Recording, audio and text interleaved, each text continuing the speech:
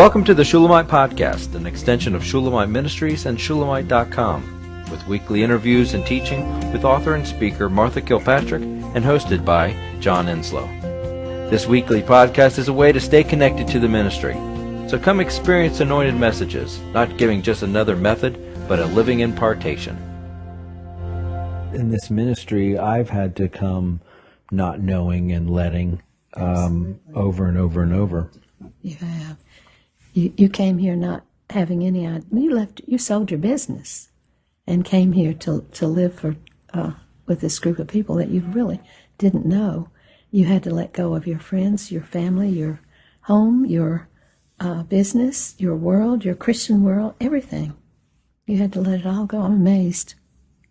I wasn't even thinking of that. I was thinking about, get a website and the Lord makes me become a web guy, which I had no idea how to do. The AdWords and Google campaigns, I had no idea how to do that.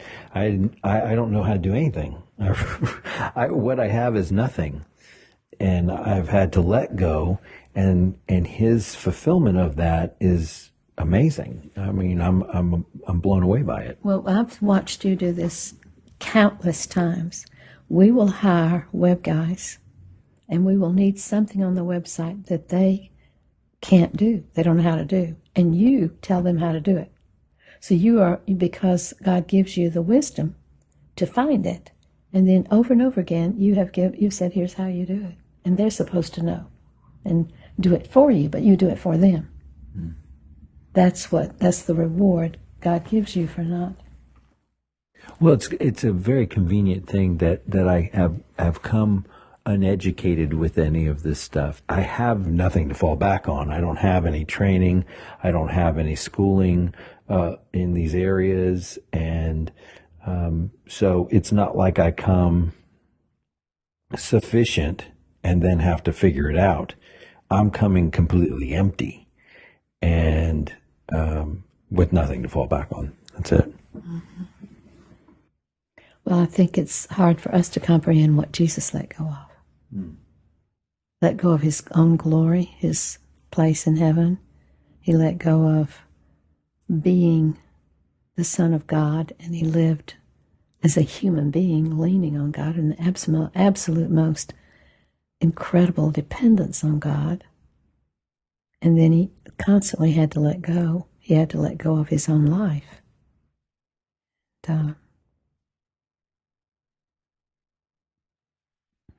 So there's no end to the fact that He has experienced as a human being indwelt by God, the Father, but He has experienced what it means to have to wait, to have to let go. He's acquainted with our suffering like that. Mm.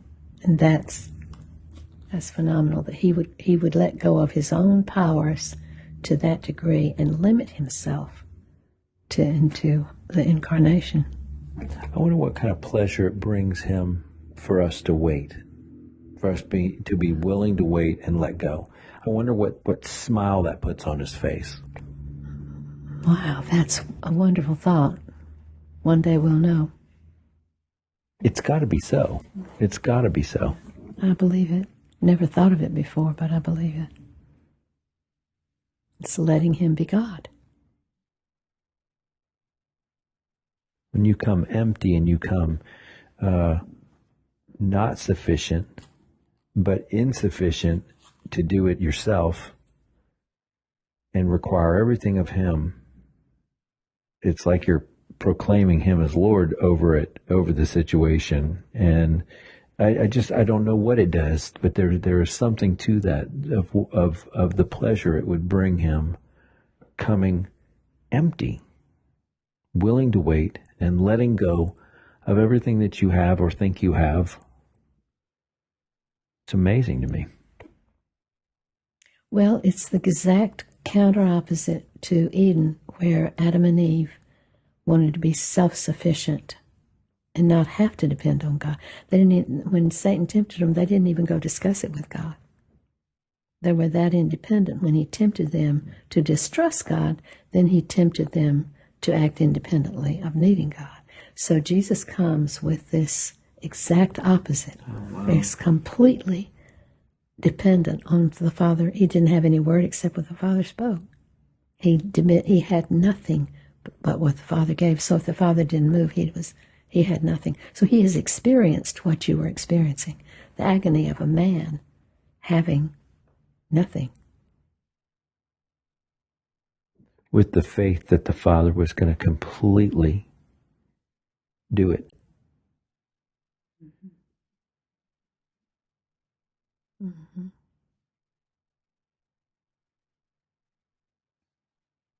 I guess it's our parental wounds or whatever, wounds that we think that he won't come through, because in every case that I can think of, he's never not come through. It may not have been on my timing. It may not have been how I wanted it to be. It may not have had the end that I had envisioned, but it always is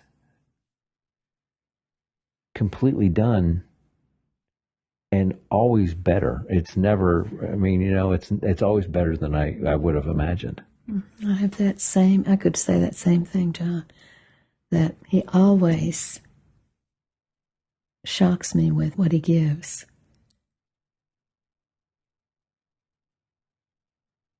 I think in this last conference, The Way to Life, the people there saw me come in absolutely weak, but that is a stark terror.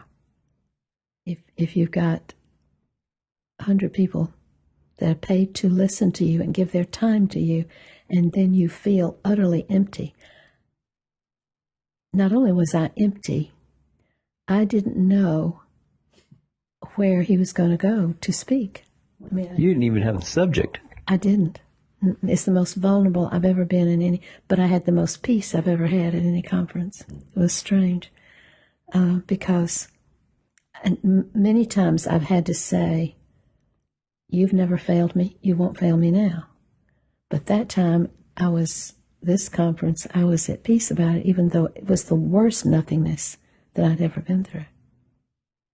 And my weakness was evident to everybody. And then not only would his words come, but his strength would come.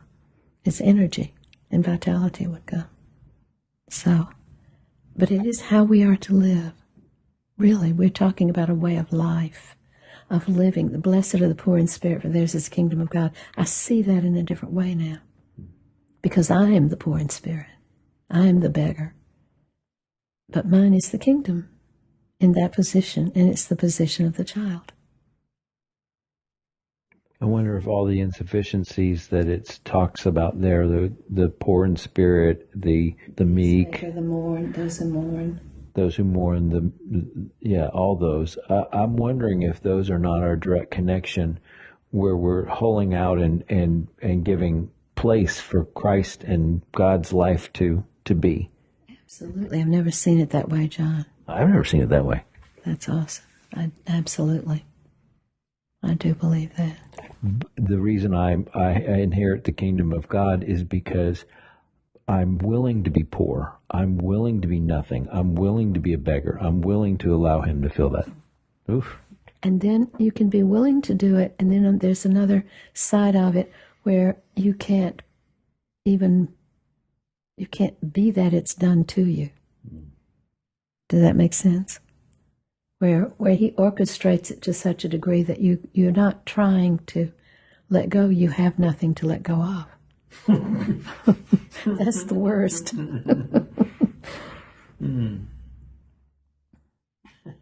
Letting go would say you have something. How about let go of your nothingness? Right. Let your nothingness be. It takes a lot of courage to live that way. And he gives that courage. The only thing you need is courage. You don't need to do or be or achieve it or orchestrate it. And then what we have so much in Christendom today is people who have made it happen. And without that dependence, there are people who simply will not live that way. And I sort of haven't had a choice. We hope you've enjoyed the Shulamite podcast.